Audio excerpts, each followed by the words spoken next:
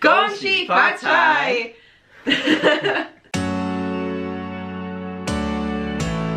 Hey guys, Tia and Andy here, and today we want to wish all of you a very happy Lunar or Chinese New Year. Now, woo!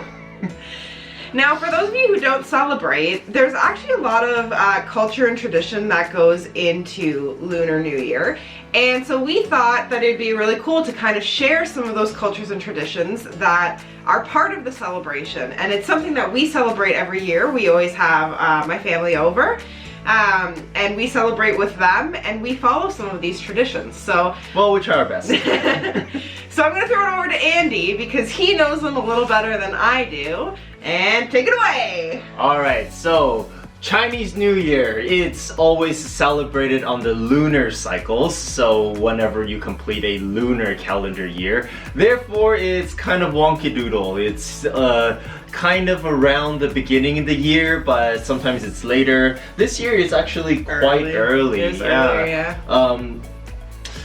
But the tradition of the Lunar New Year is that the year is a monster that comes down once a year and eats people. That's kind of where that came from. Pretty gruesome. But the story is that the villagers were always getting eaten, and then they were given a very wise guy came along and told them what to do, and that is why you wear red, because it's very offensive to the beast's eyes, and why you set off firecrackers to kind of scare them away. So that's kind of the little mythical background story there. As part of Lunar New Year, it's actually, in Asia, it's actually bigger than New Year. So what do we do for Lunar New Year? It's usually a time for family and a fresh start, that sort of thing. So a very popular thing to do is to clean your house top to bottom. Make sure you're going into the new year with fresh luck, I guess. It's also, we're supposed to go out and shop for all new clothes. I kind of never told you that before. You didn't tell me that part, but we did clean the house from top to bottom. We did clean the house from top to bottom. And last but not least, you throw a huge party for people, so everybody come over, and it's like a great time for family. So that's what we do. We have our party every year, and we usually make a whole bunch of food, and we like to actually decorate too. So you can see some of our decorations behind us. Everything that we do in decorations is usually in red and gold, again to follow the tradition of using those colors. And you'll see the decorations right from our front door where they actually start. Yeah. But I gotta be honest, so I did it mostly the first year, and then from there on, Tia has been the one that's kind of really on top of this decorating. She blew up all the balloons, hung everything, so great job! Why, thank you. But as part of this, it's also to welcome our guests, so that we have a festive kind of thing, and that we're able to present that to them. So there are, I would say, maybe 3 huge things that we always do every year. One is the decorating and tidying. The second is that we give out the red envelopes, one per family, and the third one is the huge party. So what do we do for a huge party? All right, the party's the most exciting part. We literally cook up a storm. Now, we don't make the same dishes every year, but we always have the key dishes. So same elements. There's certain dishes that you're supposed to make because they have different symbolisms behind them. So I think the first one is probably having some sort of fish. So we always have just a nice fish dish. I think last year we had a white fish. This year we did salmon. Why the fish? Now you tell us that. Okay, so the word fish in Chinese, it sounds the same as leftover, basically. So the symbolism there is to you have to fish so that it symbolizes that you'll always have leftovers. Meaning you have you're prosperous, you have leftover food, money, luck, fortune, everything. So that's why we do the fish. Dish number 2, we always have some sort of noodle dish. And the symbolism there is... You tell us that! The symbolism there is to signify life, or your life expectancy. So we try to make sure that the noodles are not broken and they're long noodles. It's to show that you have... Yeah, I know this year didn't turn out that great. But we tried. So we tried to keep the noodles intact to symbolize a long life. We made pad thai this year. We made pad thai this year, and we may have slightly overcooked the noodle a little bit. But there were some long pieces, and we tried. Yes, it was good. Dish number 3.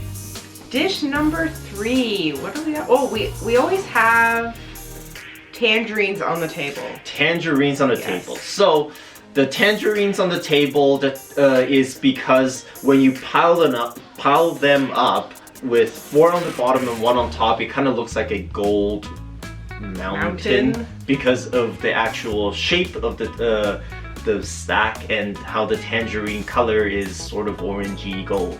So that's kind of there. Yeah, so... And the symbolism of that is what? To bring you wealth for the new year, right? Bring you wealth for the new year, yes. Hey, she got one. And number 4. What else did we have?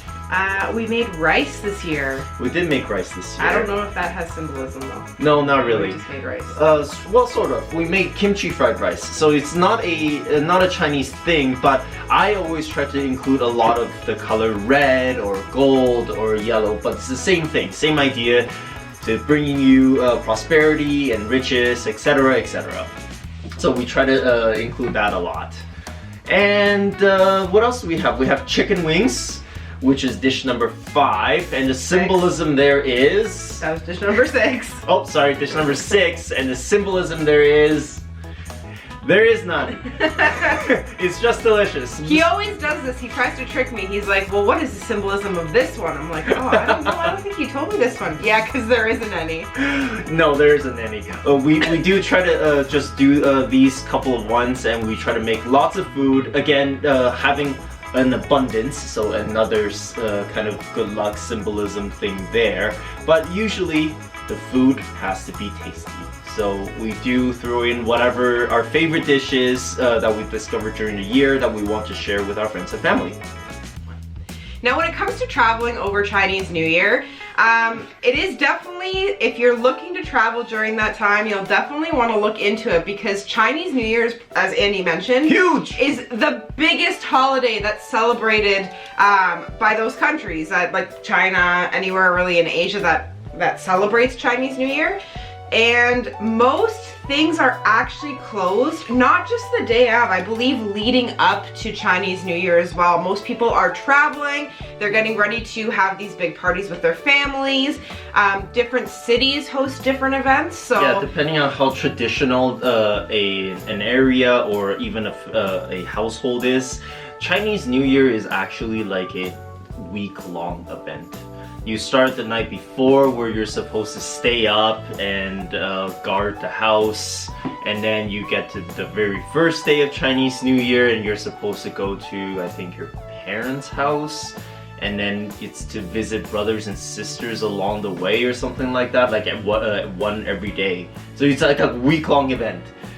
So traveling during Chinese New Year may not be the best route to go. Well, it's good and bad, I suppose. If you really want to join in on the festivities, do your research. I've never personally tried that because we always do our own thing, but it's not like if you go to, let's say, when we went to Paris during Easter and we were able to kind of join in on their Easter celebrations.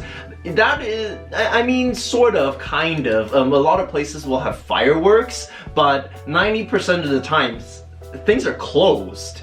So if you're trying to go to hit up like kind of the tourist attractions, it's probably not the best time to go. Nah. But definitely if you're gonna join in on the festivities, I think that'd be pretty awesome. Yeah, that'd be pretty cool. I don't know how you would do it though. You're gonna need to be there for like a short period of time when they do the New Year celebration, and then you might need to hit up another destination where things are gonna be open still.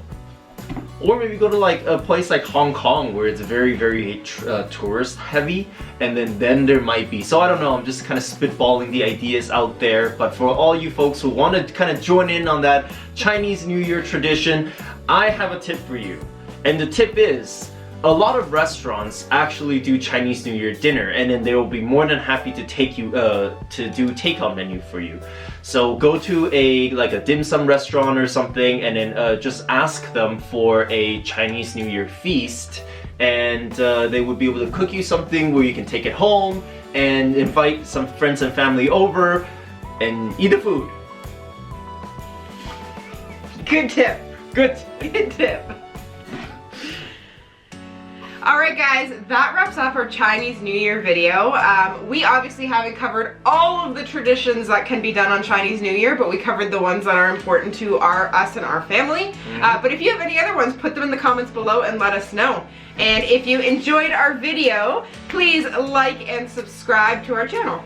Like and subscribe.